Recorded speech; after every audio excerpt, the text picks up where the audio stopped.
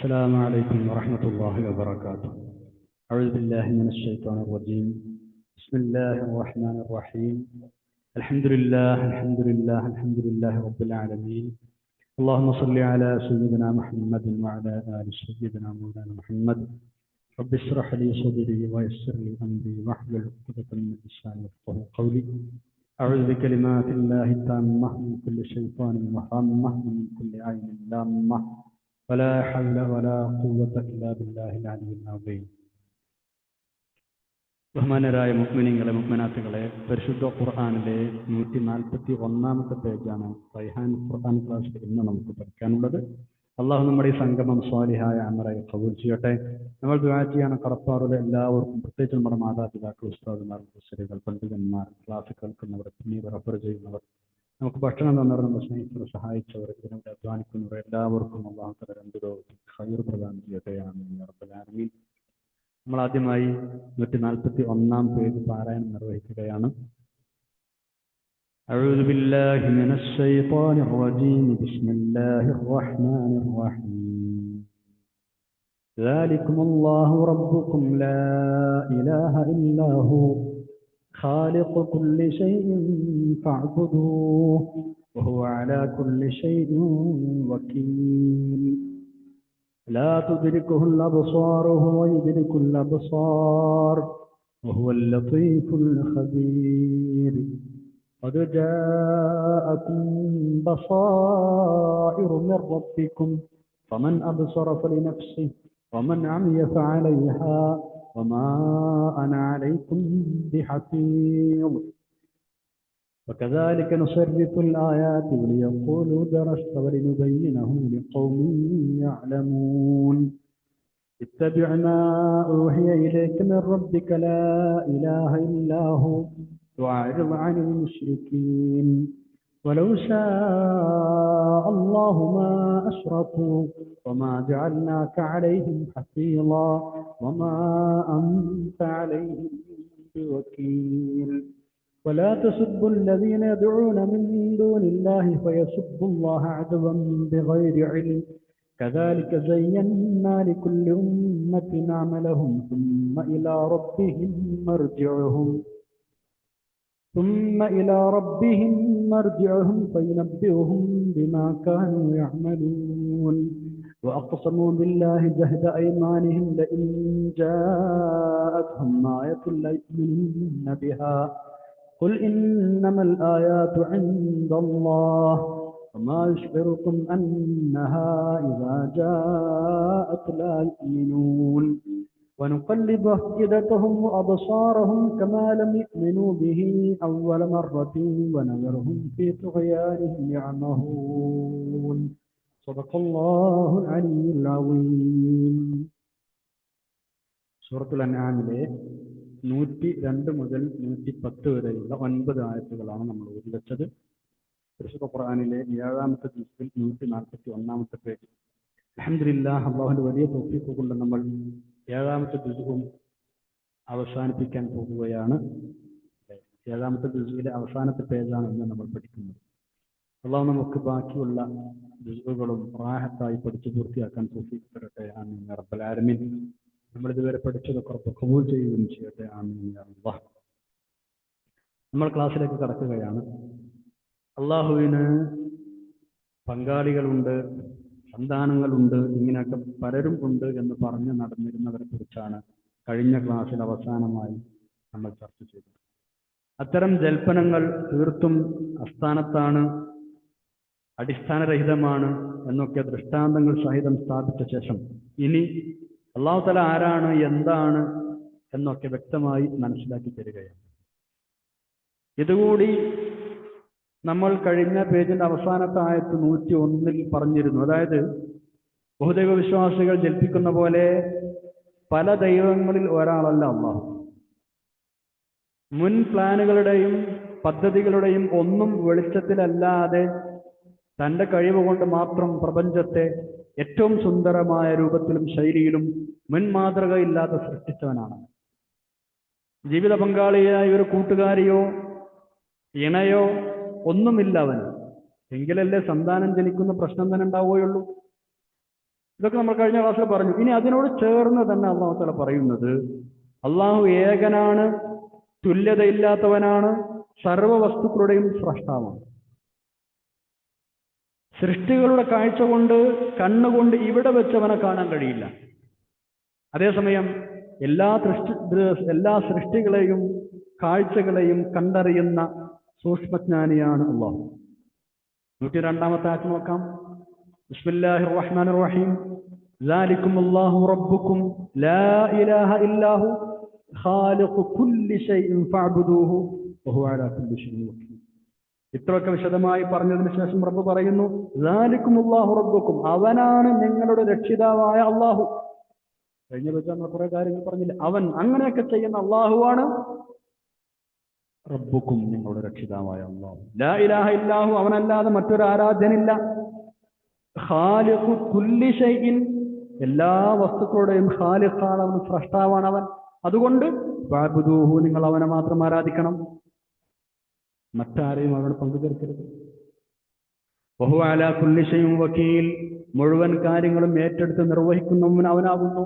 വഹുവ അല്ലാഹു അലാ കുല്ലി ഷൈഇൻ, എല്ലാ കാര്യങ്ങളും വക്കീലും, ഏറ്റെടുത്ത് നടത്തുന്നവനാണ്. എല്ലാ കാര്യങ്ങളുടെയും മേൽ അവൻ വക്കീലാണെന്ന് പറഞ്ഞാൽ എല്ലാ കാര്യങ്ങളും ഏറ്റെടുത്ത് നടത്തുന്നവനാണ് അവൻ എന്നർത്ഥം. 103-ാമത്തെ ആയത്ത് നോക്കൂ. ബിസ്മില്ലാഹിർ റഹ്മാനിർ റഹീം. ലാ തുദ്രികുഹുൽ അബ്സാർ വഹുവ യുദ്രികുൽ അബ്സാർ വഹുവൽ ലത്തീഫുൽ ഖബീർ. ലാ തുദ്രികുഹു, അവനെ പ്രാപിക്കുകയില്ല, അൽ അബ്സാറു, കണ്ണുകൾ, ദൃഷ്ടികൾ അവനെ കണ്ടെത്തുകയില്ല. സൃഷ്ടികളുടെ കണ്ണുകൾ കൊണ്ട് ഇവിടെ വെച്ചവനെ കാണാൻ കഴിയില്ല എന്നർത്ഥം.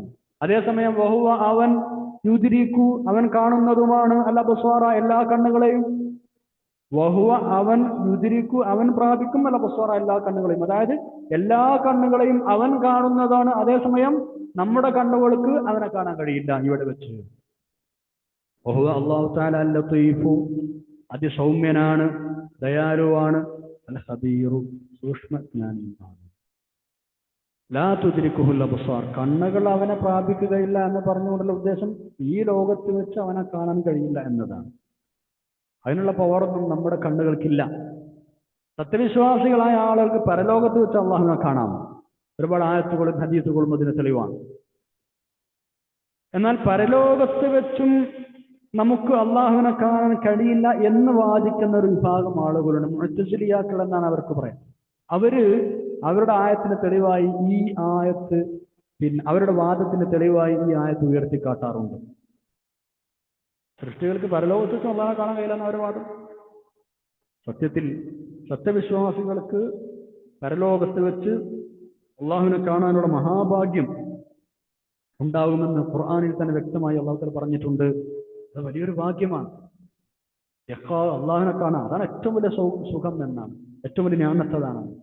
സ്വർഗീയ സുഖങ്ങളൊന്നും അല്ല ഏറ്റവും വലിയ നിഅമത്ത്, അള്ളാഹുവിനെ കാണാൻ തന്നെ നിഅമത്ത്. അള്ളാഹു നമുക്ക് തൗഫീഖ് തരട്ടെ. സൂറത്തുൽ ഖിയാമ 22ഉം 23ഉം. ബിസ്മില്ലാഹിർ റഹ്മാനിർ റഹീം. വുജൂഹുൻ യൗമഇദിൻ നാദിറ ഇലാ റബ്ബിഹാ നാദിറ. അല്ലേ, ചില മുഖങ്ങൾ അത് പ്രകാശിച്ച് കൊണ്ടിരിക്കും, പ്രസന്നങ്ങളായിരിക്കും, തങ്ങളുടെ റബ്ബിനെ നോക്കുന്നവരായി. റബ്ബിനെ കാണാൻ കഴിയുമെന്നാണ് ആയത്തിൽ. വേറൊരു സ്ഥലത്ത് സത്യനിഷേധികളെ കുറിച്ച് അല്ലാഹു തആല പറഞ്ഞ എന്താ? സൂറത്തുൽ മുത്തഫിഫീൻ 15. ബിസ്മില്ലാഹിർ റഹ്മാനിർ റഹീം. കല്ലാ ഇന്നഹും അർ റബ്ബിഹിം യൗമഇദിൻ ലമഹ്ജൂബൂൻ.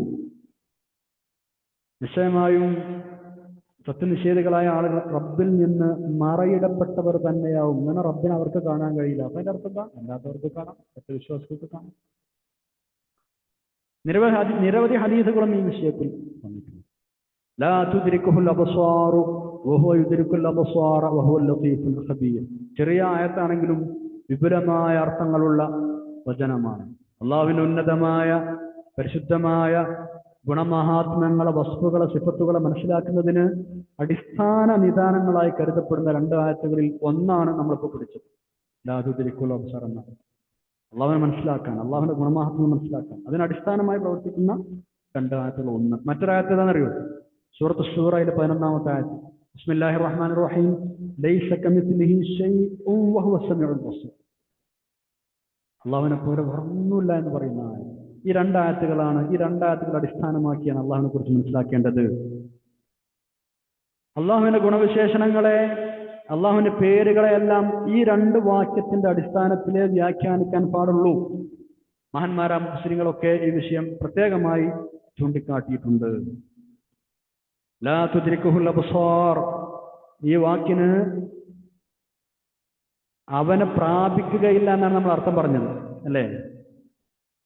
കാരണം അവനെ കാണാൻ കഴിയൂല എന്നുള്ള അർത്ഥത്തിൽ. ചില വ്യാഖ്യാതാക്കൾ ലാ തുദ്രിക്കുഹു എന്നതിന് അവനെ വലയം ചെയ്യുകയില്ല എന്നും അർത്ഥം പറഞ്ഞിട്ടുണ്ട്. അങ്ങനെയാവുമ്പോ എന്തായിരിക്കും ആശയം? സൃഷ്ടികളുടെ നേത്രങ്ങൾക്ക്, കണ്ണുകൾക്ക് ഏതു ലോകത്ത് വെച്ചും അവനെ വലയം ചെയ്യുവാൻ കഴിയില്ല. വലയം ചെയ്യാന്ന് പറഞ്ഞാൽ എന്താ? ചൂഴ്ന്ന് അറിയുക, വിസ്തൃതമായി ഉൾക്കൊള്ളുക. ഇതിനാർക്കും കഴിയില്ലല്ലോ. അള്ളാഹുവിനെ കുറിച്ച് ചൂഴ്ന്നറിയാനോ അള്ളാഹുവിനെ വലയം ചുറ്റി അറിയാനോ സസൂക്ഷ്മമായ കാര്യങ്ങൾ വിസ്തൃതമായി ഉൾക്കൊള്ളാനോ ഒരു മനുഷ്യനും കഴിയില്ല. അള്ളാഹുവിനെ കുറിച്ച് ആർക്കും അത്ര പൂർണ്ണമായിട്ട് അറിയാൻ കഴിയില്ല. അപ്പൊ തുതിരിക്കൂ എന്ന് പറഞ്ഞാൽ വലയം ചെയ്യുകയില്ല എന്നൊരർത്ഥം മുഫസ്സിറുകൾ കൊടുത്തിട്ടുണ്ട്. ഈ വലയം ചെയ്യൂല എന്ന അർത്ഥം വെക്കുമ്പോഴും പരലോകത്ത് വെച്ച് കാണും എന്നതിന് നമ്മൾ പറഞ്ഞതെതിരല്ല. കാരണം നേരത്തെ പറയുന്ന ആയത്തുകളൊക്കെ ഓതിയാലോ കാണുമെന്ന് ഉറപ്പാണെന്ന് പറഞ്ഞു. അവിടെ സൂക്ഷ്മമായി വലയം ചെയ്ത് അറിയാമെന്നല്ല, അള്ളാഹുവിനെ കാണാമെന്നുള്ളതാണ് ഉദ്ദേശം. അത് പരലോകത്ത് നടക്കുന്നതാണ്. നിങ്ങൾക്കത് സംഭവിക്കും. അള്ളാഹു തൗഫീഖ് നൽകട്ടെ. ആമീൻ യാ റബ്ബൽ ആലമീൻ. ഇനി നമ്മൾ 104-ാമത്തെ ആയത്തിലേക്ക് കടക്കുന്നു.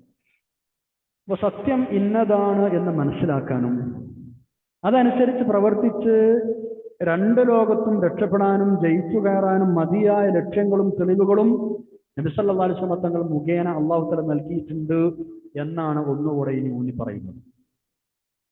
ഈ ദീൻ സത്യസന്ധമാണ് എന്നതിനുള്ള പ്രമാണങ്ങൾ, ദൃഷ്ടാന്തങ്ങൾ കൃത്യമായി വിവരിച്ചു തന്നിട്ടുണ്ട്. അല്ലാഹു തആല പല സ്ഥലത്തും അത് ഫസ്സൽന എന്ന് പറഞ്ഞത് നമ്മൾ കഴിഞ്ഞ ആയത്തുകളിൽ പഠിച്ചല്ലോ. ഇനി നിങ്ങൾ ചെയ്യേണ്ടത് എന്താ? ഇതനുസരിച്ച് ജീവിക്കുക. അത്രക്കാർക്ക് നേട്ടം ഉണ്ടാവും. ആ നേട്ടം അവർക്ക് തന്നെയാണ്.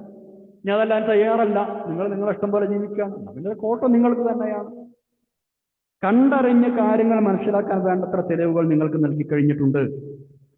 തെളിവ് കിട്ടിയില്ല എന്ന ഒഴിവ് കഴിവ് പറയാൻ ഇനി ചാൻസ് ഇല്ല, ഇതിനവസരം. അതുകൊണ്ട് സത്യം മനസ്സിലാക്കി അംഗീകരിക്കാൻ തയ്യാറുള്ളവരെന്ന് ഒരുങ്ങട്ടെ. അതിന്റെ ഗുണം അവർക്ക് തന്നെയാണ്. അതല്ല കണ്ണടച്ച് അന്ധരായി, കണ്ണു കാണാത്തവരായി കഴിയാനാണ് ഉദ്ദേശമെങ്കിൽ, കണ്ണുകൊണ്ട് യഥാർത്ഥമായി സത്യം കണ്ടെത്തി മനസ്സിലാക്കാൻ തയ്യാറില്ലാതെ മുന്നോട്ട് പോകാനാണ് നിങ്ങളുടെ തീരുമാനമെങ്കിൽ അങ്ങനെ ചെയ്തുകൊള്ളട്ടെ. അതിന്റെ ഭവിഷ്യത്ത് അവർക്ക് അനുഭവിക്കേണ്ടി വരും. എന്നല്ലാതെ നിങ്ങളുടെ ഓരോരുത്തരുടെയും ഉത്തരവാദിത്വമൊന്നും ഞാൻ ഏറ്റെടുത്തിട്ടില്ല. സത്യാവസ്ഥയും തെളിവുകളും വിവരിച്ചു തരിക മാത്രമേ എന്റെ ബാധ്യതയുള്ളൂ, അത് ഞാൻ നിർവഹിച്ചിട്ടുണ്ട്.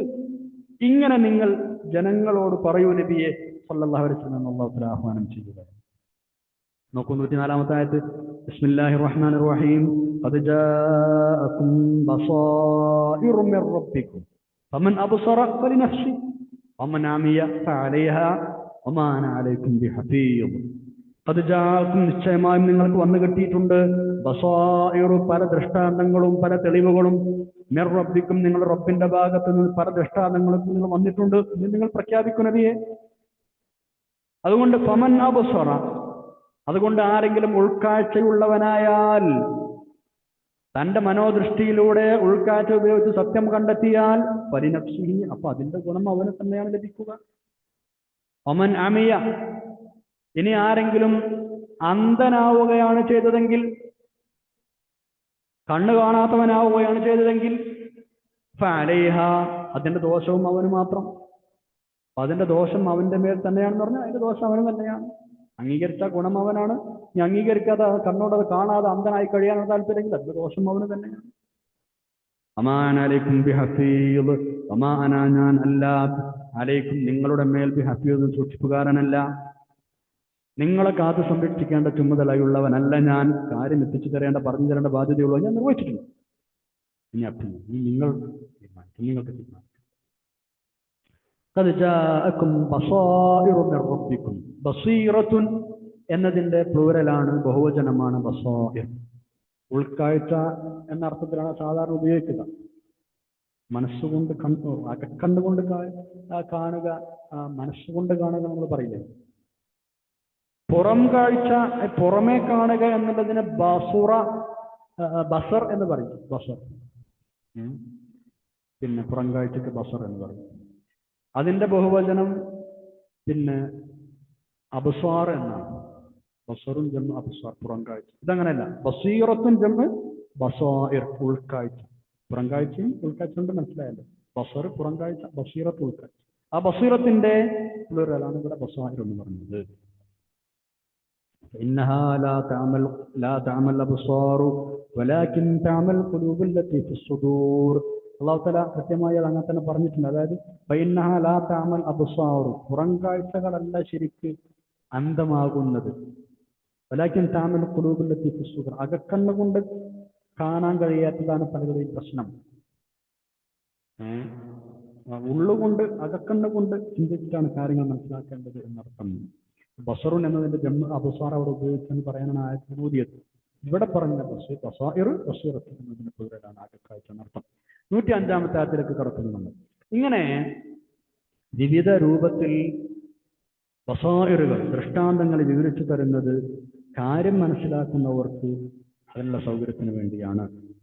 ചിന്തിച്ചു നോക്കാൻ അല്ലെങ്കിൽ കാര്യങ്ങൾ മനസ്സിലാക്കാൻ തയ്യാറില്ലാത്ത നിഷേധികൾക്ക് ഈ ദൃഷ്ടാന്തങ്ങളൊന്നും ഫലം ചെയ്യുകയില്ല. അതാണ് അല്ലാഹു തആല പറയുന്നത്. ഇത് നീ ആരിൽ നിന്നൊക്കെയോ പഠിച്ചു പറയുകയാണ്, അള്ളാഹുവിൽ നിന്ന് ലഭിക്കുന്ന സന്ദേശമല്ല എന്ന് തിരുനബി സല്ലല്ലാഹു അലൈഹി വസല്ലം തങ്ങളോട് അവർ പറഞ്ഞിരുന്നു. ആ ഒരു വിഷയവും ഇനിയുള്ള ആയത്തിലുള്ളത് സൂചിപ്പിക്കുന്നുണ്ട്. ആയത്ത് നോക്കൂ, 105-ാമത്തെ ആയത്ത്. ബിസ്മില്ലാഹിർ റഹ്മാനിർ റഹീം. വകദാലിക നുസർരിഫുൽ ആയാതി വലിയഖൂലു ദറസ്ത വലിനുബയ്യിനഹു ലിഖൗമിൻ യഅലമൂൻ. വകദാലിക, അപ്രകാരം, ഈ വിശദീകരിച്ചത് പ്രകാരം, നുസർരിഫു, നാം വിശദീകരിച്ചു നൽകുന്നു, മേൽ കണ്ടത് പ്രകാരം നുസർരിഫു, നാം വിശദീകരിച്ചു നൽകുന്നു അൽ ആയാതി, ദൃഷ്ടാന്തങ്ങളെ. വലിയഖൂലു ദറസ്ത, താങ്കൾ മറ്റെവിടെ നിന്നോ പഠിച്ചു വന്നതാണ് എന്ന് ബഹുദൈവ വിശ്വാസികൾ പറയാൻ വേണ്ടി, എന്ന് പറഞ്ഞാൽ ഇങ്ങനെയൊക്കെ വിശദീകരിച്ചിട്ടും അതിന്റെ കലാശം ഇങ്ങനെയായി പോയി എന്നർത്ഥം. ഇപ്രകാരമാണ് നാം നിങ്ങൾക്ക് ദൃഷ്ടാന്തങ്ങൾ വിശദീകരിച്ച് തരുന്നത്. ഇങ്ങനെയൊക്കെ വിശദീകരിച്ച് തന്നിട്ടും അവൻ എന്താ അവസാനം പറഞ്ഞത്? നിങ്ങൾ വേറെ എവിടുന്നോ പഠിച്ചു വരികയാണ്. ഒരു യഖൂലു, അവർ പറയുന്നതിന് വേണ്ടിയും, ദറസ്ത, നിങ്ങൾ മറ്റെവിടെ നിന്നോ പഠിച്ചു വരികയാണ്. ഇങ്ങനെയൊക്കെ വിശദീകരിച്ചിട്ടും അതിന്റെ ഫലം ഇങ്ങനെയായി പോയി.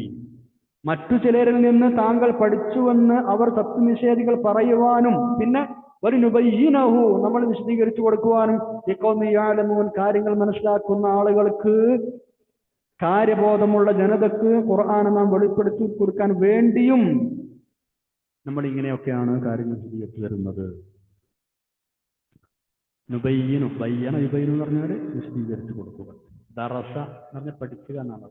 വിദർശ എന്ന് പറഞ്ഞാൽ പഠിപ്പിക്കുക. ദർശ എന്ന് പറഞ്ഞാൽ പാഠനം, അല്ലെ? അപ്പൊ ഇങ്ങനെ വിവിധ രൂപത്തിൽ ദൃഷ്ടാന്തങ്ങൾ വിവരിച്ചു തന്നുകൊണ്ടിരിക്കുന്നത് കാര്യം മനസ്സിലാക്കുന്നവർക്ക് സൗകര്യത്തിന് വേണ്ടിയാണ്. അതിന് പുറമെ ഇതിന്റെ അനന്തരഫലമായി മറ്റൊരു സംഗതി കൂടി ഉണ്ടായിത്തീരുന്നു. എന്താണത്? ഇതൊക്കെ നീ മറ്റാരിൽ നിന്നോ പഠിച്ചു വെച്ച് ഞങ്ങളോട് പറയുകയാണ്, ഇതൊന്നും അള്ളാഹുവിൽ നിന്നുള്ളതല്ല എന്നിങ്ങനെ ആ വിശ്വാസികൾ നബി സല്ലല്ലാഹു അലൈഹി വസല്ലം തങ്ങളോട് പറയാനും ഇത് കാരണമാകുന്നു. അതങ്ങനെ വിശദീകരിച്ചു കൊടുക്കുമ്പോഴേ ആ വിശദീകരണം കേൾക്കല്ല അവർ ചെയ്യുന്നത്. ഈ വിശദീകരിച്ചു കൊടുത്തതിന് ശേഷം അവരിങ്ങനെ പറയാനും കാരണമാകുന്നു, നീ വേറെ എവിടെയൊക്കെ പഠിച്ചു ഞങ്ങളോട് പറയാണ്. ശരിക്കും അംഗീകരിക്കാൻ വേണ്ടത്. ഈ വിശദീകരണത്തിന്റെ ഒക്കെ കലാശം അവസാനം ഇങ്ങനെയായി മാറുന്നു എന്നാശയം. അഥവാ അത്തരമൊരു പറച്ചിലിൽ അത് കലാശിക്കുന്നു എന്ന് സാരം.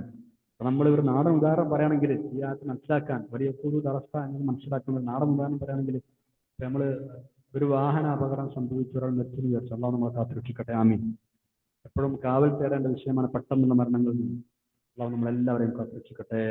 അത്തരം അപകടങ്ങളിൽപ്പെട്ട ആളുകൾക്ക് അള്ളാഹു തആല പുറത്തു കൊടുക്കുകയും മർഹമത്ത് നൽകുകയും ചെയ്യട്ടെ, ആമീൻ. അങ്ങനെ ഒരാൾ മരണപ്പെട്ടെന്ന് വിചാരിക്കാം. അപ്പൊ ചില വേറുള്ള ആൾക്കാർ ഇങ്ങനെ പറയലോ, അപ്പൊ മരിക്കാൻ വേണ്ടിയിട്ടാണ് ഇപ്പൊ വണ്ടിയിൽ കയറിയത്, അങ്ങനെ പറയാറില്ലേ? എന്നതുപോലെയാണ് അവർ അങ്ങനെ പറയാൻ വേണ്ടി ആണ് ഇങ്ങനെ കാര്യങ്ങളൊക്കെ വിശദീകരിച്ചു തരുന്നത്. കാരണം അങ്ങനെ വിശദീകരിച്ച് തന്നപ്പോൾ അവരങ്ങനെ പറഞ്ഞുപോയി. നമ്മൾ മരിക്കാൻ വേണ്ടിയാണ് പാന വണ്ടി കയറിയത്, മരിക്കാൻ വേണ്ടി വണ്ടി കയറിയെന്നുള്ള ഒരു ശൈലിയാണ്, ഒരു ഭാഷാപരമായ ഒരു ശൈലി മാത്രം. അതാണ് വലിയ അവസ്ഥ. അതായത് ഇങ്ങനെയൊക്കെ കാര്യങ്ങൾ വിശദീകരിച്ച് കൊടുത്താലും അത് ചെന്ന് കലാശിക്കുക, അല്ലെങ്കിൽ ഞാൻ അന്തന പറഞ്ഞതിന്റെ അവസാനം എന്തൊക്കെയാണ് ഉണ്ടാവുക, അവർ നിങ്ങളൊക്കെ ഒന്നും പറയും, നിങ്ങൾ വേറെ ഒന്നും പഠിച്ചിട്ട് പറയും. ആട്ടെ, ഇനി 106-ാമത്തെ ആയത്തിലേക്ക് നമ്മൾ കടക്കുകയാണ്. മുകളിൽ പറഞ്ഞതുപോലെയുള്ള വളരെ രൂക്ഷമായ എത്ര ആരോപണങ്ങൾ തന്നെ ഈ പറയപ്പെട്ട നിങ്ങളുടെ ശത്രുക്കൾ പറഞ്ഞാലും സത്യപ്രബോധനത്തിന്റെ വിഷയത്തിൽ നിന്ന് അങ്ങ് പിന്തിരിയരുത് എന്നാണ് എനിക്ക് പറയുന്നത്. അങ്ങേക്ക് എന്ത് സന്ദേശമാണ് അള്ളാഹു തആല തരുന്നത് അത് നിങ്ങൾ പിൻപറ്റണം, അതനുസരിച്ച് പ്രവർത്തിക്കണം എന്ന് അവിടുത്തെ ഉപദേശിക്കുകയാണ്. മാത്രമല്ല നിങ്ങൾക്ക് പറഞ്ഞു തരുന്ന സന്ദേശങ്ങൾ മറ്റുള്ളവർക്ക് എത്തിച്ചു കൊടുക്കുക, അവർക്ക് കാര്യങ്ങൾ പറഞ്ഞ് മനസ്സിലാക്കി കൊടുക്കുക എന്നത് മാത്രമേ താങ്കളുടെ ഉത്തരവാദിത്തമുള്ളൂ. അവരങ്ങോട്ട് നേർവഴിയിലേക്ക് കൊണ്ടുവരേണ്ട ഉത്തരവാദിത്വം അതിന് താങ്കൾക്കില്ല. കാര്യം പറഞ്ഞിട്ട് ഉത്തരവാദിത്വം. 106-ാമത്തെ ആയത്ത് നോക്കാം. ബിസ്മില്ലാഹിർ റഹ്മാനിർ റഹീം. ഇത്തബിഅ മാ ഊഹിയ ഇലൈക മിർ റബ്ബിക് ലാ ഇലാഹ ഇല്ലാ ഹു വഅരിദ് അനിൽ മുശ്രിക്കീൻ. ഇത്തബിഅ നബിയെ നിങ്ങൾ പിൻപറ്റണം. മാ ഊഹിയ ഇലൈക നിങ്ങൾക്ക് എന്താണോ സന്ദേശങ്ങൾ നൽകപ്പെടുന്നത്, വഹയായി ലഭിക്കുന്നത്, അത് നിങ്ങൾ പിൻപറ്റണം. ലാ ഇലാഹ ഇല്ലാഹു അവനല്ലാതെ ആരാധ്യനില്ല.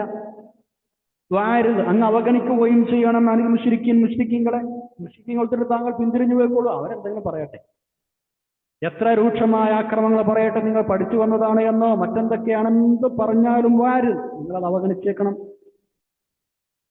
താങ്കൾ ഉത്തരവാദിത്വം താങ്കൾ നിർവഹിച്ചു കൊടുക്കുകയും വേണം. ആ മുശ്രിക്കുകളെ കുറിച്ച് താങ്കൾ വേവലാതിപ്പെടേണ്ടതില്ല. താങ്കൾ അല്ലാഹുവിനെ ഇബാദത്ത് ചെയ്യുന്നതിൽ വ്യാപൃതനാവുക, താങ്കൾക്ക് ഏൽപ്പിക്കപ്പെട്ട ദൗത്യം എത്തിച്ചു കൊടുക്കുന്നതിൽ വ്യാപൃതനാവുക. ഇതാണ് നിങ്ങൾ ചെയ്യുന്നത്. 107-ാമത്തെ ആയത്തിലേക്ക് കടക്കാം. മലക്കുകളെ പോലെ എല്ലാവരും പരിശുദ്ധരാവണം, അത് സത്യവിശ്വാസികളാവണം, ആരും ശിർക്ക് ചെയ്യരുത് എന്നൊന്നും അല്ലാഹു ഉദ്ദേശിച്ചിട്ടില്ല. മലക്കുകളിപ്പോൾ അങ്ങനെയാണ്, അതാണ് സൃഷ്ടികളാണ്. പക്ഷെ മലക്കുകൾ ആരും എന്താണ് പറയാ, ശിർക്ക് ചെയ്യാത്ത ആളുകളാണ്. അവർ അള്ളാഹുവിന്റെ വിനീതവിധേയരായ അടിമകളും സൃഷ്ടികളുമാണ്. അവരെപ്പോലെ ബാക്കിയുള്ള മനുഷ്യന്മാരെല്ലാവരും മുത്തഖീങ്ങളാവണം, ആരും ശിർക്ക് ചെയ്യാൻ പാടില്ല, ഇതൊന്നും അള്ളാഹു തീരുമാനിച്ചിട്ടില്ല, അള്ളാഹു ഉദ്ദേശിച്ചിട്ടില്ല. അങ്ങനെ ഉദ്ദേശിച്ചിരുന്നുവെങ്കിൽ എല്ലാവരും അങ്ങനെ ആവുമായിരുന്നു. ഞാൻ ഉദ്ദേശിക്കാത്തതുകൊണ്ടൊന്നും സംഭവിച്ചിട്ടില്ല. പക്ഷേ സത്യവും അസത്യവും മനസ്സിലാക്കി സത്യം സ്വീകരിക്കുന്നവർ അത് സ്വീകരിക്കട്ടെ, അല്ലാത്തവർ അവരുടെ പാട്ടിന് പോകട്ടെ. ഇതാണ് അള്ളാന്റെ നയം. പക്ഷെ കാര്യങ്ങൾ പറഞ്ഞു കൊടുത്തിട്ടുണ്ട്. സത്യം ഇന്നതാണ് എന്നും അസത്യം ഇന്നതാണ് എന്നും പ്രവാചകന്മാർ മുഖേന വ്യക്തമായി പറഞ്ഞുകൊടുത്ത് നന്മയും തിന്മയും തിരിച്ചറിയാനുള്ള വിശേഷ ബുദ്ധി, ഇഖ്തിയാർ, വിശേഷ ബുദ്ധി കൊടുത്ത് എന്നിട്ട് അല്ലാഹു തആല അവരെ പാട്ടിന് വിട്ടു. സത്യം പറഞ്ഞു അംഗീകരിക്കുന്നവർക്ക് അംഗീകരിക്കാം, അല്ലാത്തവർക്ക് അവരുടെ പാട്ടിന് പോകാം. രണ്ടിന്റെയും ഗുണദോഷങ്ങൾ രണ്ടു കൂട്ടരും അനുഭവിക്കേണ്ടി വരും. അങ്ങനെ ഒരു ഇഖ്തിയാർ കൊടുക്കാതെ, ഒരു ചോയ്സ് കൊടുക്കാതെ, വിശേഷ ബുദ്ധി കൊടുക്കാതെ, കാര്യങ്ങൾ പറഞ്ഞു കൊടുക്കാതെ എല്ലാവരും ആരും ശിർക്ക് ചെയ്യാത്ത മുതുമുത്തഖീങ്ങളാണ് എന്നാണ് റബ്ബിന്റെ തീരുമാനമെങ്കിൽ അങ്ങനെ ആവുമായിരുന്നു. പക്ഷെ അങ്ങനെയല്ല തീരുമാനം, നമുക്ക് ചോദിച്ചു തന്നതാണെന്നർത്ഥം. അതുകൊണ്ട് ജനങ്ങളെ ഈമാനിലേക്ക്, സത്യവിശ്വാസത്തിലേക്ക് വലിച്ചിഴച്ചു കൊണ്ടുവരുന്ന ഉത്തരവാദിത്വം നിങ്ങൾക്കില്ല നബിയെ, പറഞ്ഞു കൊടുക്കുന്ന ഉത്തരവാദിത്വം. ആ ഉത്തരവാദിത്വം നിങ്ങൾ ഏറ്റെടുക്കേണ്ട കാര്യമല്ല. നോക്കൂ 107-ാമത്തെ ആയത്തിൽ ബിസ്മില്ലാഹിർ റഹ്മാനിർ റഹീം. വലൗ ശാ അല്ലാഹു മാ അശ്റകൂ വമാ ജഅൽനാക അലൈഹിം ഹഫീള വമാ അൻത അലൈഹിം ബിവകീൽ. വലൗ ശാ അല്ലാഹു ഉദ്ദേശിച്ചിരുന്നുവെങ്കിൽ മാ അശ്റകൂ അവരാരും ശിർക്ക് ചെയ്യുമായിരുന്നില്ല. അതിന്റെ ആശയം നമ്മൾ നേരത്തെ പറഞ്ഞല്ലോ. അങ്ങനെ തന്നെ മനസ്സിലാക്കണം ആയത്ത്. അള്ളാഹു ഉദ്ദേശിച്ചിരുന്നുവെങ്കിൽ അവരാരും ശിർക്ക് ചെയ്യുമായിരുന്നില്ല എന്ന് പറഞ്ഞാൽ മലക്കുകളെ പോലെ അള്ളാഹിനെ എല്ലാവരെയും ആണെങ്കിൽ മുഅ്മിനീങ്ങളാക്കാമായിരുന്നു. പക്ഷെ അള്ളാഹു ചോദിച്ചു കൊടുത്തതാണ്, കാര്യങ്ങൾ പറഞ്ഞു ശക്തി. വമാ ജഅൽനാക അലൈഹിം ഹഫീളാ, താങ്കളെ അവരുടെ മേൽ നാം സൂക്ഷിപ്പുകാരനുമാക്കിയിട്ടില്ല. അവരെ കാത്തു സൂക്ഷിക്കേണ്ട ഉത്തരവാദിത്വമൊന്നും അങ്ങയുടെ മേൽ നിശ്ചയിച്ചിട്ടില്ല. വമാ ജഅൽനാക, അങ്ങേ നാം നിശ്ചയിച്ചിട്ടില്ല, അലൈഹിം അവരുടെ മേൽ ഹഫീളൻ സൂക്ഷിപ്പുകാരനായി. വമാ അൻത അലൈഹിം ബിവകീൽ, അവരുടെ ചുമതലയേൽക്കാനുള്ള വക്കീലുമല്ല താങ്കൾ. വമാ അൻത അലൈഹിം, താങ്കൾ അവരുടെ മേൽ അല്ല വക്കീൽ, വക്കീൽ ഉത്തരവാദിയല്ല, അവരെ പറ്റി താങ്കൾ ഉത്തരവാദിയും അല്ല, അവരെ വക്കീലല്ല. വക്കീൽ എന്ന് പറഞ്ഞാൽ അതാണ് നമ്മളെ കാര്യം ഏറ്റെടുത്ത ആൾ, നമുക്ക് വേണ്ടി കോടതിയിൽ പോയി വാദിക്കുന്ന ആൾക്കാണ് വക്കീൽ എന്ന് പറയും. അങ്ങനെ വക്കീലൊന്നല്ല, നിങ്ങൾ കാര്യം പറഞ്ഞു കൊടുക്കുന്ന ഉത്തരവാദിത്തമേ ഉള്ളൂ. 108-ാമത്തെ ആയത്തിലേക്ക് നോക്കൂ. പരിശുദ്ധമായ ഖുർആൻ നബി സല്ലല്ലാഹു അലൈഹി വസല്ലം തങ്ങൾ വേറെ പല ആളുകളിൽ നിന്നും പഠിച്ചു പറയുന്നതാണ് എന്ന് സത്യനിഷേധികൾ ആക്ഷേപിച്ചിരുന്നു. നമ്മൾ മുമ്പ് പറഞ്ഞല്ല വിഷയം. അപ്പൊ ഇങ്ങനൊക്കെ പറയുമ്പോ, അല്ലെങ്കിൽ ഇതേപോലെയുള്ള രൂക്ഷമായ വിമർശനങ്ങളും പരിഹാസങ്ങളും കളിയാക്കലുകളും ഒക്കെ മുസ്ലിങ്ങളെ ചിലപ്പോൾ വിഷമിപ്പിച്ചേക്കാം. മുശ്രിക്കുകൾ ഞാൻ പറയുമ്പോൾ സ്വാഭാവികമായി മുഅ്മിനീങ്ങളെ അത് വിഷമിപ്പിക്കും, ചൊടിപ്പിക്കും, ചിലപ്പോൾ ചില ആളെ ദേഷ്യം വരെ പിടിപ്പിച്ചേക്കാം. അങ്ങനെ ദേഷ്യം വരുമ്പോൾ മുഅ്മിനീങ്ങളായ ആളുകൾ അവരുടെ ചില ആരാധ്യ വസ്തുക്കളെ ചീത്ത പറയുകയും ചെയ്തേക്കാം, ശകാരിക്കാനും കുറ്റം പറയാനും മുതിർന്നേക്കാം. അങ്ങനെ മുസ്ലിങ്ങൾ ദേഷ്യപ്പെട്ട് മുശ്രിക്കീങ്ങളുടെ ആരാധ്യ വസ്തുക്കളെ ശകാരിച്ചാൽ അത് അവർക്ക് സഹിക്കാൻ കഴിയോ? ഇല്ല, അത് അവരെയും ചൊടിപ്പിക്കും. അപ്പൊ എന്താ സംഭവിക്കുക? അള്ളാഹുവിനെ കുറിച്ച് മനസ്സിലാക്കേണ്ട രൂപത്തിൽ മനസ്സിലാക്കാത്ത ആ മുശ്രിക്കുകൾ അള്ളാഹുവിനെയും തിരിച്ച് ശകാരിക്കുകയും പഴിക്കുകയും ചെയ്യും. അതുകൊണ്ട് അതിന് നിങ്ങൾ ഇടവരുത്തരുത് മുഅ്മിനീങ്ങളെ എന്ന് അള്ളാഹു ഉപദേശിക്കുകയാണ്. നിങ്ങൾ ഏതവസരത്തിലും മറ്റുള്ള വിഭാഗത്തിന്റെ അവിശ്വാസികളുടെ ആരാധ്യ വസ്തുക്കളെ നിങ്ങൾ പഴിക്കരുത്. അങ്ങനെ പഴിച്ചാൽ നേരത്തെ പറഞ്ഞതുപോലെയുള്ള വിഷയം ഉണ്ടാവും. എല്ലാവർക്കും അറിയാം, ഓരോ കൗമും ഓരോ സമുദായവും ആചരിച്ചു വരുന്ന നടപടിക്രമങ്ങൾ അവർക്കത് സത്യമായി മനസ്സിലാക്കുന്ന ആളുകളാണ്. അവർക്കത് വലിയ വിഷയക്കാരാണ്. സത്യവുമായി പുലബന്ധം പോലും ഇല്ലെങ്കിലും ഓരോരുത്തരും കൊണ്ടു നടക്കുന്ന വിശ്വാസാചാരങ്ങൾ അവരവർക്ക് വലുത് തന്നെയായിരിക്കും. അത് സ്വാഭാവികമാണ്, മനുഷ്യ പ്രകൃതമാണത്. അതനുസരിച്ച് അവരുടെ ദൈവങ്ങളെ ബഹുമാനിക്കുക, വന്ദിക്കുക എന്നത് അവർക്ക് വളരെ വലിയ കാര്യമാണ്. ആ വന്ദിക്കേണ്ട ബഹുമാനിക്കേണ്ട ദൈവങ്ങളെ നമ്മൾ ഇവിടെ നിന്ന് ദേഷ്യപ്പെട്ട് പ്രകോപിതരായി പഴിക്കുകയാണെങ്കിൽ അവർ കൂടുതൽ ധിക്കാരത്തിനും അതിക്രമത്തിനും മുതിരാനെ അത് സഹായിക്കുകയുള്ളൂ, വഴിവെക്കുകയുള്ളൂ. അതാണ് ഇനി ഈ ആയത്തിൽ അല്ലാഹു തആല പഠിപ്പിക്കുന്നത്. അവർക്ക് ഓരോരുത്തരും അവരവർ ചെയ്യുന്നത് വലിയ കാര്യമാണ്. അത് ഭംഗിയായി അലങ്കൃതമായി തോന്നും, അതെന്നെ ശരിയെന്ന് അവർക്ക് തോന്നും. അവർ നമ്മൾ പറഞ്ഞിട്ട് കാര്യമില്ല. അപ്പൊ അതുകൊണ്ട് അവർ ആരാധ്യ വസ്തുക്കളെ ആക്ഷേപിച്ചാൽ അത് കൂടുതൽ അതിക്രമത്തിന് അവരെ പ്രേരിപ്പിക്കുകയോ ചെയ്യുള്ളൂ. അള്ളാഹു ചീത്ത പറയാൻ വരാൻ കാരണം അതുകൊണ്ട് നിങ്ങൾ ചെയ്യരുത്. ഈ ആയത്തിൽ അങ്ങനെ ഒരു കാരണമുണ്ട്. മഹാനായ ഇമാം ഇബ്നു അബ്ബാസ് റളിയല്ലാഹു അൻഹു ആ വിഷയം പറയുന്നുണ്ട്. ഖുറൈശികളിലെ പ്രമാണിമാരായ ചില ആളുകൾ, മുശ്രിക്കീങ്ങൾ, അബൂ താലിബിന്റെ അടുക്കൽ വന്നിട്ട് പറഞ്ഞു, പിന്നെ മുഹമ്മദും സല്ലല്ലാഹു അലൈഹി വസല്ലം അനുയായികളും നമ്മളുടെ ദൈവങ്ങളെ വല്ലാതെ ചീത്ത പറയുന്നുണ്ട്, അപമാനിക്കുന്നുണ്ട്. നിങ്ങൾ അതിന് പിന്തിരിപ്പിക്കണം, ഇല്ലെങ്കിൽ അവന്റെ ദൈവത്തെ ഞങ്ങളും ചീത്ത പറയും, അപമാനിക്കുകയും ചെയ്യും. ആ സമയത്താണ് ഈ ആയത്ത് ഇറങ്ങിയത്. എന്താണ് ആയത്ത്? ബിസ്മില്ലാഹിർ റഹ്മാനിർ റഹീം. വലാ തുസബ്ബുൽ ലദീന യദ്ഊന മിൻ ദൂനില്ലാഹി ഫയസുബ്ബുല്ലാഹ അദ്വൻ ബിഗൈരി ഇൽം കദാലിക സയ്യന്നാ ലികുല്ലി ഉമ്മത്തിൻ അമലഹും ثم إلى ربهم مرجعهم فينبئهم بما كانوا يعملون. വലാ തുസുബ്ബു, നിങ്ങൾ ചീത്ത പറയരുത്, നിങ്ങൾ ശകാരിക്കരുത്. അല്ലദീന യദ്ഊന മിൻ ദൂനില്ലാഹി, അല്ലാഹുവിനൊട്ട് അവർ ആരാധിക്കുന്ന വസ്തുക്കളെ. അല്ലദീന, ഒരു വിഭാഗത്തെ നിങ്ങൾ ചീത്ത പറയരുത്. യദ്ഊന, അവർ വിളിച്ച് ആരാധിക്കുന്നു, മിൻ ദൂനില്ലാഹി, അല്ലാഹുവിനെ കൂടാതെ. അപ്പൊ അല്ലാഹുവിനെ കൂടാതെ അവർ ആരാധിക്കുന്ന വസ്തുക്കളെ നിങ്ങൾ ശകാരിക്കരുത്, ചീത്ത പറയരുത്. അങ്ങനെ പറഞ്ഞാൽ എന്താ സംഭവിക്കുക? ഫയസുബ്ബുല്ലാഹ, അങ്ങനെ ചെയ്യുന്ന പക്ഷം യസുബ്ബുല്ലാഹ, അല്ലാഹുവിനെ അവരും ചീത്ത പറയും, അദുവൻ, അതിക്രമമായി, ബിഗൈരി ഇൽമിൻ, യാതൊരു അറിവുമില്ലാതെ, അവരും അദുവൻ, അതിക്രമമായി അല്ലാഹുവിനെ ചീത്ത പറയാനാണ് അത് വഴിവെക്കുക. അതുകൊണ്ട് നിങ്ങളത് ചെയ്യരുത്. കദാലിക, അപ്രകാരം, സയ്യന്ന, നമ്മൾ ഭംഗിയാക്കി കൊടുത്തിട്ടുണ്ട്, ലികുല്ലി ഉമ്മത്തിൻ, ഓരോ ഖൗമിനും, അമലഹും, അവർ ചെയ്യുന്ന പണികൾ. ഓരോ സമുദായത്തിനും അവരുടെ പ്രവൃത്തികളെ നാം അലങ്കൃതമാക്കിയിട്ടുണ്ടെന്ന് പറഞ്ഞാൽ ഓരോരുത്തർക്കും അവരവർ ചെയ്യുന്ന സംഗതികൾ വലുതായിരിക്കും, നല്ലതായിരിക്കും. വേറെ ആരും പറഞ്ഞൊന്നും കാര്യമില്ല, മനുഷ്യപ്രകൃതമാണത്. ഓരോരുത്തർക്കും അവരവർ ചെയ്യുന്ന അമലുകളെ നാം ഭംഗിയാക്കി കാണിച്ചിരിക്കുന്നു എന്ന് പറഞ്ഞാൽ അത് അവർക്ക് വലിയ കാര്യമായിട്ട് നമ്മൾ തോന്നിപ്പിച്ചു കൊടുക്കും. എന്നിട്ട് അവരങ്ങനെ പോയിക്കോട്ടെ. എന്നിട്ട് എന്താ അവസാനം സംഭവിക്കുക? പിന്നീട് ഇലാ റബ്ബിഹിം മർജിഉഹും, അവസാനം അവരുടെ മടക്കം അവരുടെ റബ്ബായ അള്ളാഹുവിലേക്ക് തന്നെയാണ്. അപ്പൊ അവർക്ക് തോന്നിയതുപോലെ അവരുടെ അമലുമായി അതെന്നെ ശരിയെന്ന് വെച്ച് അങ്ങനെ പോകും. പക്ഷെ അവസാനം ഇലാ റബ്ബിഹിം, റബ്ബിന്റെ അടുക്കിലേക്ക് മർജിഉഹും, അവരെല്ലാവരും മടക്കപ്പെടുന്നതാണ്.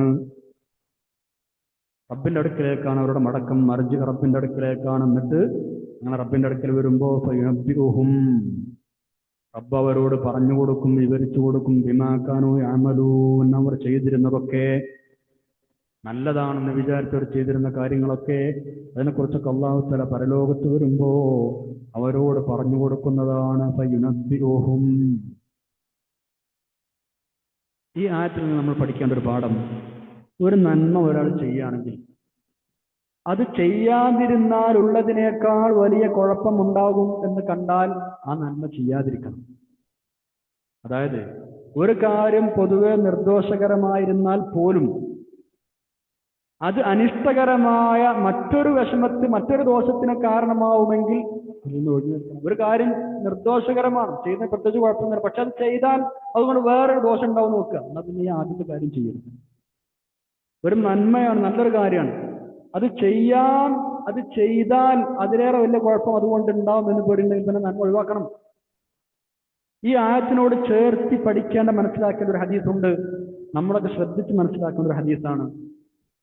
മുസല്ലാസ്മത്തം ഒരിക്കൽ ഇങ്ങനെ പറഞ്ഞു സഹാബികളുടെ സദസ്സിൽ വെച്ച്, സ്വന്തം മാതാപിതാക്കളെ ചീത്ത പറഞ്ഞ ആള്, പഴിച്ച ആള് ശപിക്കപ്പെട്ടവനാണ്. ഇത് കേട്ടപ്പോൾ സഹാബികൾക്കൊരു അത്ഭുതമായി. അള്ളാഹുവിന്റെ റസൂലെ സ്വല്ലല്ലാഹു അലൈഹി വസല്ലം എങ്ങനെ സംഭവിക്കുക? സ്വന്തം മാതാപിതാക്കളോട് ചീത്ത പറയും. മുസല്ലാസ്മത്തങ്ങൾ പറഞ്ഞു, എങ്ങനെയെന്നറിയോ? ഒരാള് വേറൊരാളെ വാപ്പാനെ ചീത്ത പറയും. അപ്പൊ അവൻ ഇവന്റെ വാപ്പാനെയും ഉമ്മയും ഇങ്ങോട്ടും ചീത്ത പറയും. നമ്മളെ നാട്ടിലൊക്കെ സ്ഥിരമായിട്ട് നടക്കുന്ന പരിപാടിയാണ് അല്ലേ? മലയാളത്തിൽ അതിന് എപ്പോഴും പറയാറുള്ള പ്രയോഗങ്ങളൊക്കെ ഞാനിവിടെ പറയുന്നില്ല. ഒരാളെ വാപ്പാനെ ചീത്ത പറഞ്ഞാൽ അയാൾക്ക് ഇയാളെ വാപ്പാനും ഉമ്മനും തിരിച്ചിങ്ങോട്ട് ചീത്ത പറഞ്ഞു. അതാണ് പറഞ്ഞത്, സ്വന്തം മാതാപിതാക്കളെ പഴിക്കുന്നവൻ, ചീത്ത പറയുന്നവൻ ശപിക്കപ്പെട്ടവനാണ്. അപ്പൊ അതിന് വകുപ്പുണ്ടാക്കരുത്, കാരണം ഉണ്ടാക്കരുത്. നമ്മളെ മാതാപിതാക്കളെ മറ്റാരെങ്കിലും ചീത്ത പറയാൻ നമ്മൾ വകുപ്പുണ്ടാക്കരുത് എന്നർത്ഥം. അതേപോലെയാണ് ഇവിടെയും. അള്ളാഹുവിനെ അറിയാതെ അവർ ചീത്ത പറഞ്ഞേക്കാം. നിങ്ങൾ അവരുടെ ആരാധ്യ വസ്തുക്കളെ പ്രകോപിതരായി ചീത്ത പറഞ്ഞാൽ, ഒരു കാര്യം ചെയ്യുന്നത് കൊണ്ട് ദോഷമാണ് ഉണ്ടാകുന്നെങ്കിൽ പിന്നെ ആ കാര്യം ചെയ്യാതിരിക്കാൻ നല്ലതെന്നർത്ഥം. അതൊരു പൊതു തത്വമാണ്. കാര്യം മനസ്സിലായിട്ടുണ്ടെന്ന് വിചാരിക്കും. ഒരു കാര്യം ചെയ്യുന്നത് മറ്റൊരു അനിഷ്ടകരമായ കാര്യം ഉണ്ടാവുന്നെങ്കിൽ പിന്നെ ഒഴിവാക്കണം. 109 ആയത്തിലേക്ക് നമ്മൾ കടക്കുന്നു. ഇനി മുശ്രിക്കീങ്ങളോടുള്ള മറുപടിയാണ് പറയുന്നത്. വെറുതെ കുറെ ദൃഷ്ടാന്തങ്ങൾ ആവശ്യപ്പെട്ടുകൊണ്ടിരിക്കുന്ന ഒരു ശൈലി മുശ്രിക്കീങ്ങൾക്കുണ്ട്. ആ മുശ്രിക്കീങ്ങളോട് മറുപടി പറയുക. അതോടൊപ്പം തന്നെ മുസ്ലിങ്ങളോടും ചില കാര്യങ്ങൾ അല്ലാഹു തആല പറയുന്നുണ്ട്. വിശുദ്ധ ഖുർആൻ അറബികളെ സംബന്ധിച്ചിടത്തോളം വലിയൊരു ദൃഷ്ടാന്തം തന്നെയാണ്. കാരണം അതുപോലെ ഒന്ന് കൊണ്ടുവരാൻ, ഒരായത്തെങ്കിലും കൊണ്ടുവരാൻ അക്കാലത്തോ പിൽക്കാലത്തോ ഉണ്ടായിരുന്ന ആർക്കും കഴിഞ്ഞിട്ടില്ല. ഇക്കാര്യം അന്നത്തെ അറബി സാഹിത്യ സാമ്രാട്ടുകൾ തന്നെ അംഗീകരിച്ച വിഷയമാണ്. അത് തന്നെ വലിയൊരു ദൃഷ്ടാന്തമാണ്. ഇത്രയും വലിയൊരു ദൃഷ്ടാന്തം അവരുടെ കയ്യിലുണ്ടായിട്ടും ദുർവാശി കാണിക്കുന്ന അവർക്ക് അത് പോരാ. ഖുർആൻ എന്നൊരു ദൃഷ്ടാന്തമല്ല എന്നവർ വന്ന് പറയാണ് റസൂലുള്ളാഹിയോട് സ്വല്ലല്ലാഹു അലൈഹി വസല്ലം, നിങ്ങൾ ഞങ്ങൾക്ക് വേറെ ചില ദൃഷ്ടാന്തങ്ങൾ കൊണ്ടുവന്ന് തരണം. ഏതുപോലെ? മൂസാ നബി അലൈഹി സ്വലാമിന് വടി ഉണ്ടായിരുന്നില്ലേ? ആ വടിയിട്ട പാമ്പാവും. ഈസാ നബി അലൈഹി സ്വലാം മരിച്ചവരെ ജീവിപ്പിച്ചിരുന്നില്ലേ? അങ്ങനെ ഒരു ദൃഷ്ടാന്തം. സാലിഹ് നബിയുടെ ഒട്ടകം ഉണ്ടായിരുന്നില്ല? അങ്ങനൊക്കെ ഒരു ദൃഷ്ടാന്തം നിങ്ങൾ കൊണ്ടുവരികയാണെങ്കിൽ നിങ്ങൾ വിശ്വസിക്കാം. ഇത് അവർ പറഞ്ഞപ്പോൾ സഹാബികൾക്കും തോന്നി, ശരിയാണല്ലോ, എന്നാ നേരെ കണ്ണിൽ കാണുന്ന ഒരു ദൃഷ്ടാന്തം ഉണ്ടായിരുന്നു, നേരെ വിശ്വസിച്ചാലോ. വിശ്വാസ തങ്ങളും ആ വിഷയം പിന്നെ തങ്ങളുടെ സഹാബികളും ആഗ്രഹം പ്രകടിപ്പിച്ചു. അങ്ങനെ ദൃഷ്ടാന്തം ആവശ്യപ്പെട്ട ആളുകളോട് പറയാനുള്ള മറുപടിയാണ് അല്ലാഹു തആല പറയുന്നത്. നിങ്ങളിങ്ങനെ ഓരോന്ന് ചോദിക്കാതെ, ദൃഷ്ടാന്തങ്ങളൊക്കെ അള്ളാഹിന്റെ അടുക്കലുണ്ട്, അതൊക്കെ റബ്ബിന്റെ അടുക്കലാണ്. അത് എപ്പോ തരണ്ടെന്ന് അള്ളാഹ് തീരുമാനിക്കും. ഞങ്ങൾ ദൃഷ്ടാന്തം കാണിച്ചു തന്നാൽ നിങ്ങൾ വിശ്വസിക്കുന്നോ ഇല്ലയോ എന്ന അറിവും അവന്റെ അടുക്കലാണ്. നിങ്ങൾക്ക് എന്താ അറിയാം? മുഅ്മിനീങ്ങളായ ആളുകൾ നിങ്ങൾക്കും അങ്ങനെ തോന്നണില്ല, ശരിയാണല്ലോ അവർ പറഞ്ഞതുപോലെ ദൃഷ്ടാന്തം കാണിച്ചു കൊടുക്കാമെന്ന്. പക്ഷേ ആ ദൃഷ്ടാന്തം കണ്ടാൽ അവർ വിശ്വസിക്കില്ലെന്ന് നിങ്ങൾക്കറിയോ? അതൊക്കെ അള്ളാഹിന്റെ അടുക്കൽ ആണ് ആ വിഷയങ്ങൾ. അവർ വിശ്വസിക്കോ ഇല്ലേ എന്നുള്ളത് റബ്ബിനെ അറിയാം എന്ന് പറഞ്ഞാൽ അവർ വിശ്വസിക്കാൻ പോകില്ല. അതിനുശേഷം സത്യവിശ്വാസികളോടായി അല്ലാഹു തആല പറയുന്നത് അതാണ്, ആവശ്യപ്പെട്ട ദൃഷ്ടാന്തം കാണിച്ചു കൊടുത്താലും അവരതിൽ വിശ്വസിക്കാൻ തയ്യാറാവില്ല. അവരാ ചോദിക്കുന്നത് വെറും മാത്സര്യ ബുദ്ധി കൊണ്ട് മാത്രമാണ്. ദുർമാർഗത്തിൽ അടിയുറച്ചു കഴിഞ്ഞതിനാൽ എന്ത് ആയത്തുകൾ കണ്ടാലും അവർ വിശ്വസിക്കാൻ പോകുന്നില്ല. അവരാവശ്യപ്പെട്ടതിലുമൊക്കെ എത്രയോ വലിയ മുഅ്ജിസത്താണ്, ദൃഷ്ടാന്തമാണ് ഖുർആൻ.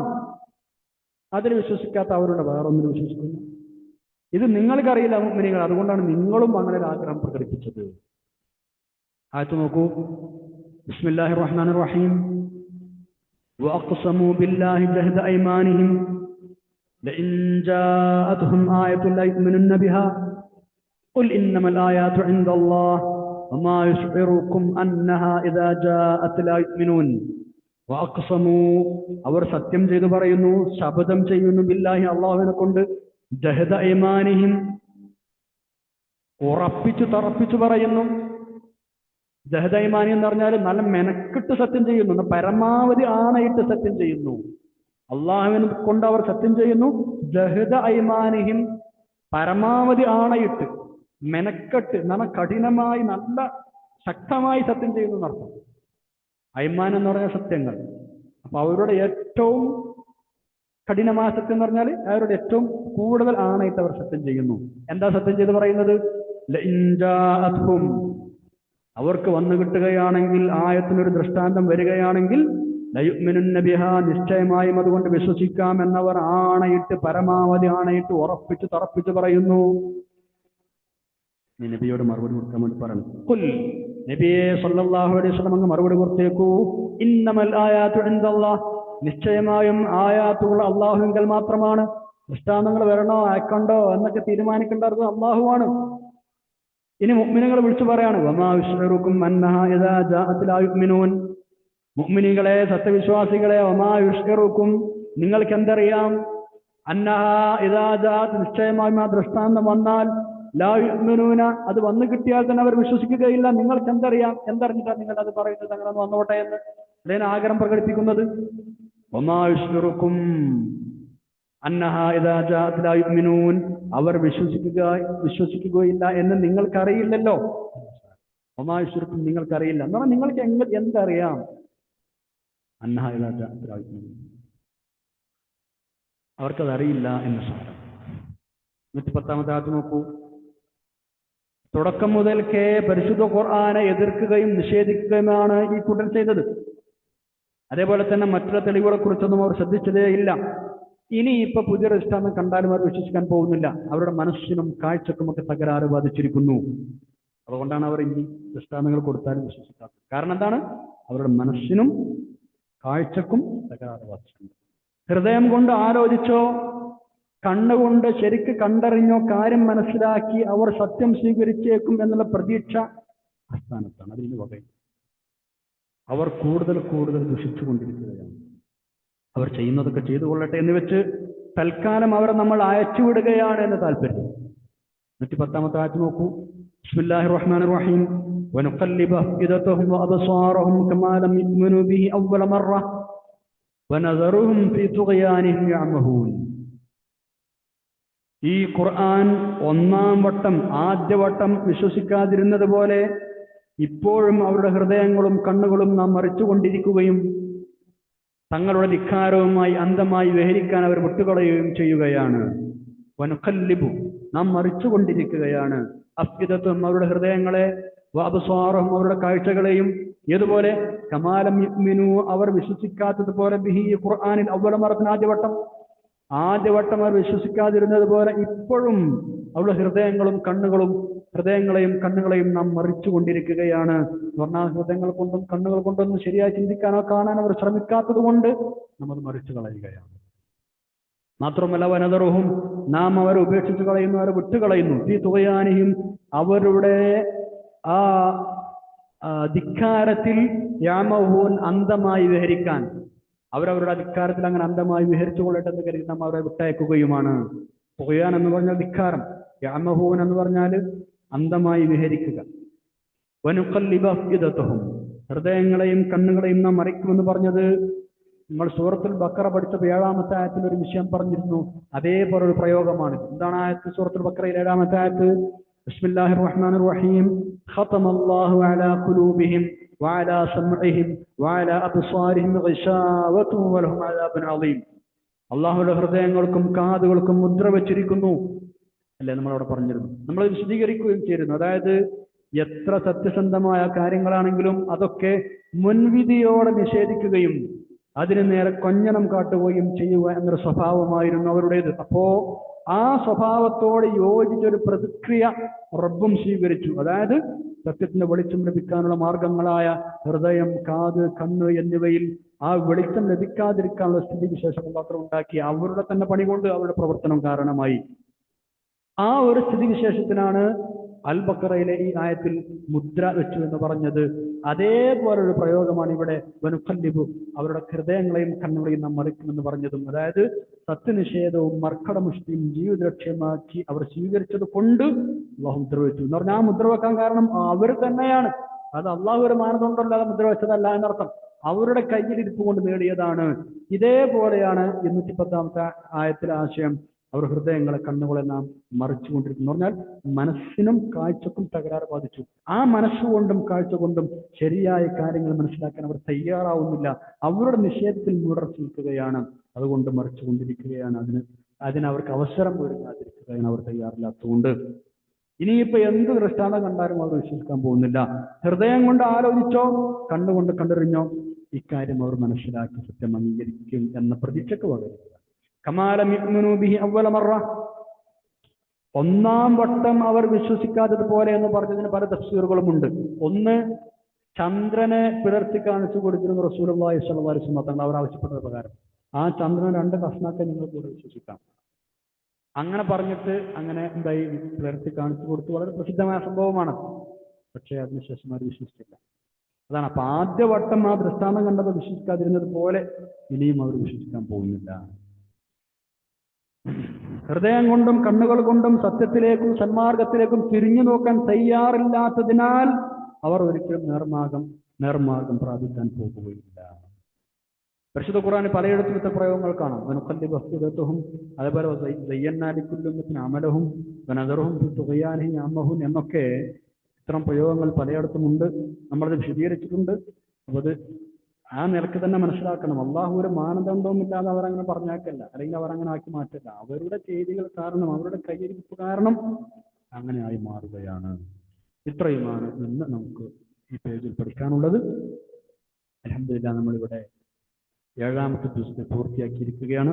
അല്ലാഹു ഒരുപാട് ബാക്കിയുള്ള ജുസ്ഉകളും പഠിച്ച് പൂർത്തിയാക്കാൻ തൗഫീഖ് ഉണ്ടാവട്ടെ. ആമീൻ. ഇനി നമുക്ക് ദുആ ചെയ്ത് പിരിയാം. അൽഹംദുലില്ലാഹി റബ്ബിൽ ആലമീൻ. اللهم صل على سيدنا محمد وعلى آل سيدنا مولانا محمد. അല്ലാഹു ഞങ്ങൾ പഠിച്ചതും പറഞ്ഞതും എല്ലാം സ്വാലിഹായ അമലായി സ്വീകരിക്കണം റബ്ബേ. ജീവിതത്തിൽ പകർത്താൻ തൗഫീഖ് നൽകണേ തമ്പുരാനെ. പരിശുദ്ധ ഖുർആൻ മുഴുവനും പഠിച്ചു പൂർത്തിയാക്കാൻ അവസരം നൽകണേ അല്ലാഹ്. 7 ജുസ്ഉകൾ പൂർത്തിയാക്കാൻ സഹായിച്ചു നമുക്ക് ഒരുപാട് സ്തുതി. അൽഹംദുലില്ലാഹി ശുക്റുലക അല്ലാഹ്. ഞങ്ങളെ മാതാപിതാക്കൾക്ക് പുറക്കണം, ഉസ്താദുമാർക്ക് പുറത്തു കൊടുക്കണം തമ്പുരാനെ. ദുആ കൊണ്ട് വസീയത്ത് ഒരുപാട് എല്ലാവർക്കും സലാമത്തും ശുക്റും റാഹത്തും നൽകണേ അല്ലാഹ്.